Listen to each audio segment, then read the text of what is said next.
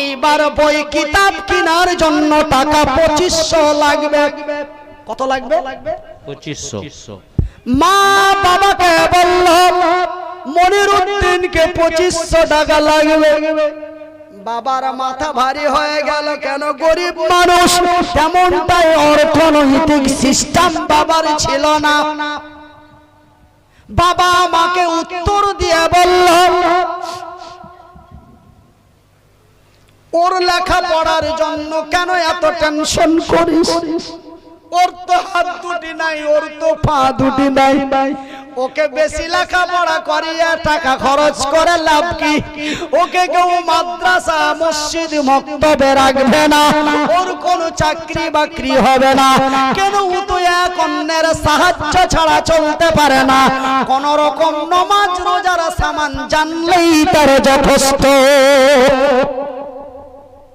কথাটা বলা মাত্র মায়ের চোখে পানি এসে গেল, মায়ের চোখে পানি এসে গেল।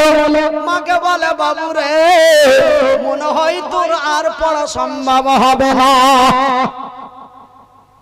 আমি কাঁদতে লাগলাম। মা আমার চোখের পানি মুছে বলে বাবু রে, তুই খবরদার কাঁদিস না সোনা, তোকে পেটে ধারণ করে বড় লালন পালন করে মানুষ করেছি। তোকে আমি যেই কোনো হালাতে হোক আমি তোর আলেম মাওলানা বানাবো। সুবহানাল্লাহ। ভাইজান বন্ধুরা আমার, আমার আল্লাহ মানুষকে দুটো পর্দা দিয়েছেন। কটা? দুটো। আমার আল্লাহ মানুষকে দুটো পর্দা দিয়েছেন। একটা পর্দার নাম হলো লজ্জা, একটা পর্দার নাম হলো কাপড়। একটা পর্দার নাম হলো কাপড়, একটা পর্দার নাম হলো লজ্জা।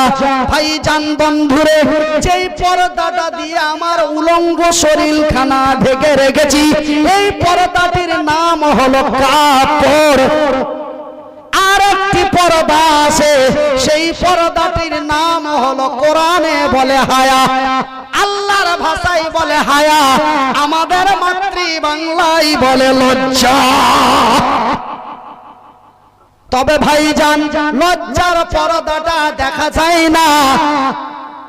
তবে অতিরিক্ত যদি লক্ষ্য করেন, ওই পর্দাটা চোখের মেন মুনির জায়গায়